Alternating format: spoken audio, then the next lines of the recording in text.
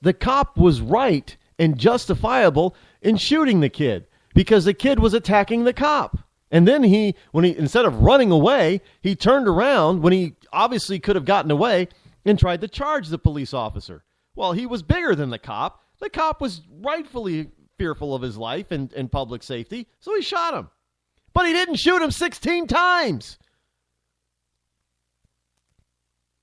Whatever transpired before then is irrelevant. And I don't want anybody out there start talking about what this kid, Laquan, whatever his name is, what he did in his past. It's irrelevant. If he committed a crime prior to him being shot, then fine. Then that's why why all the police are there. You take him down. You had like 5, 6, 10 cops around him. He wasn't going anywhere. They had guns, and some of them were probably wearing their standard issue bulletproof vests. You're going to tell me that a big, full-grown man, male cop, with a gun, with other cops around wearing the same thing with guns, is going to be afraid of a small 16-year-old with a hand knife? Shouldn't be a cop. But that's a guy who is enforcing the law instead of upholding it.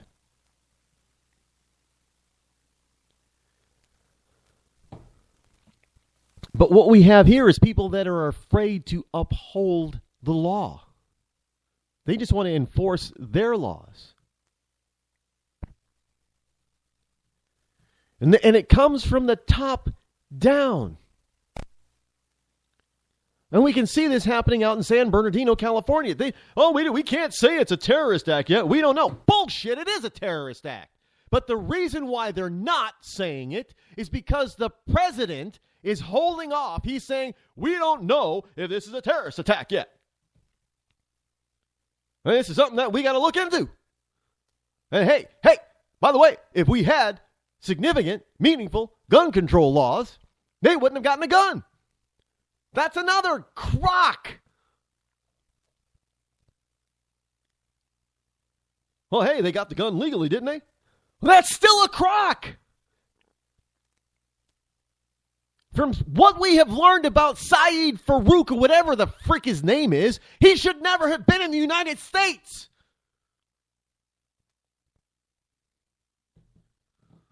And if they know that he went to Saudi Arabia, if they know that he got radicalized, why in the hell was he not on their watch list? But instead, you've got Josh Earnest over there at the White House, the White House press secretary, telling those reporters that gun control is going to help deter terrorists. As if all of these wonderful terrorists are actually, oh my God, I can't buy a gun legally. I can't buy this automatic machine gun or AK-47 or whatever legally, so I'm not going to do any terror. Did or did he not, this current terrorist, build pipe bombs and plant them in the building? Yes, they found a lot of pipe bombs. They found bomb-making material in his house. What are we going to do? We're going to start making sure that people have to get licensed before they buy pipes? I mean, this is absolutely ludicrous and insane that we have these jerk-offs in the White House. You're going to tell me that meaningful gun laws are going to prevent a criminal from doing a criminal act. Most of them do not get a gun legally. And if they're bent on doing some sort of terroristic destruction, they're going to still get the freaking gun. And if they can't get the gun, well, maybe they'll just build more bombs instead and make sure that they work. We got lucky on this one that for whatever reason, they were unable to detonate these pipe bombs remotely. Do you people understand this? You know, I'm going to do a Jackie Chan. Are you understanding the words that are coming out of my mouth?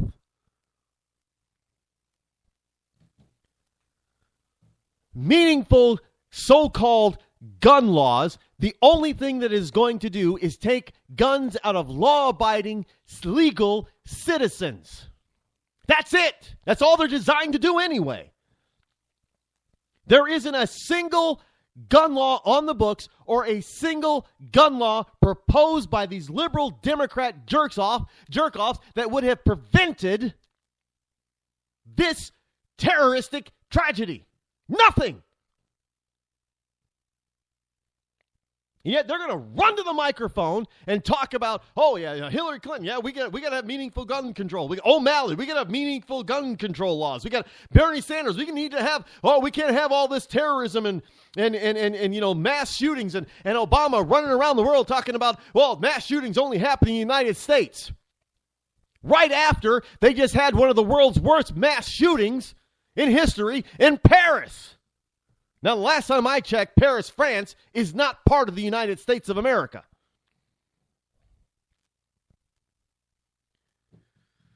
And we're going to listen to these idiot jerk-offs. I can't believe they even allow these people on the air talking about, well, yeah, the rest of the world looks down on the United States because they have, everybody has a gun and anybody can get a gun and, do whatever they want with a gun. That's a bunch of crock. Look at all the countries around the world where citizens cannot have guns. They're not citizens. They're freaking subjects to the government. And most of those countries where they cannot get a gun legally, those subjects are the subjects of horrific dictatorial governments.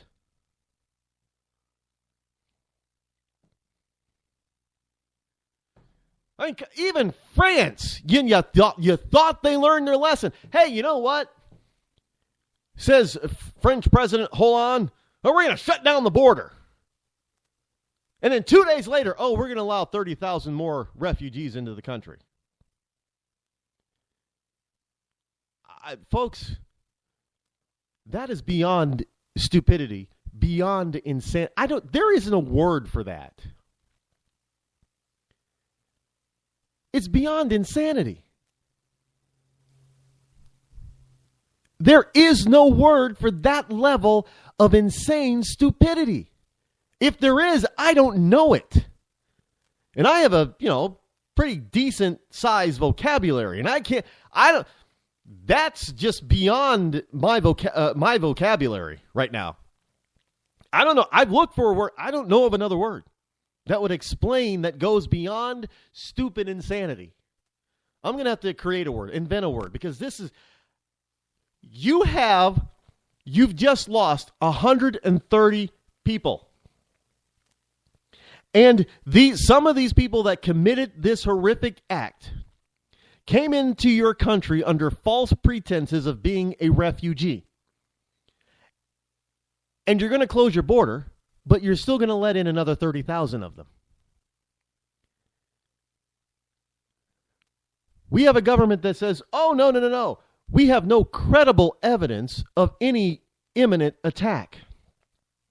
And then less than a week later, we have a terrorist attack on our soil, taking 14 American lives, and we got a president who doesn't want to call it a terrorist attack. And he still wants to let in thousands of Syrian refugees. And we know because ISIS and other of these terrorist groups tell us, well, hey, you know what? We're throwing in some of our operatives into that group of refugees, quote unquote, that you call them, that are going to end up in your country. And by the way, we already have terrorist cells operating in your country, and all they're doing is waiting for us to tell them to go ahead and pull the trigger.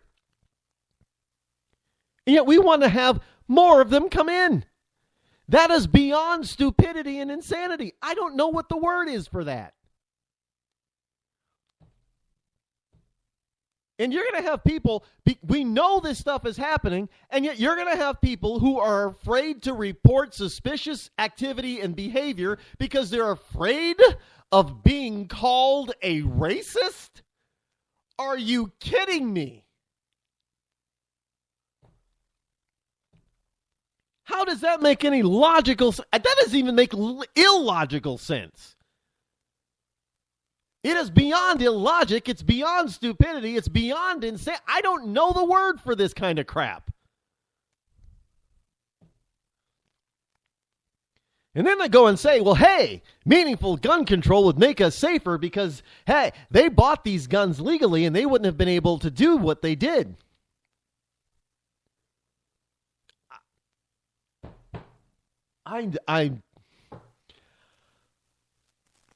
Whoa. I don't know where to go with that. And I'm only speechless because I don't know the vocabulary word to continue. I'm sure there is a word. I just don't know. I'm going to have to find it. I don't know what it is. This kind of nonsense has gotten to the point where you now have lawmen, chief lawmen, out there telling citizens, begging citizens basically, to start carrying, legal citizens who are legally able to carry a weapon, to start carrying those weapons at all times. You know, from KPHO.com, Arpaio calls on 250,000 armed citizens in order to stop terrorism and mass shootings. Sheriff Joe Arpaio.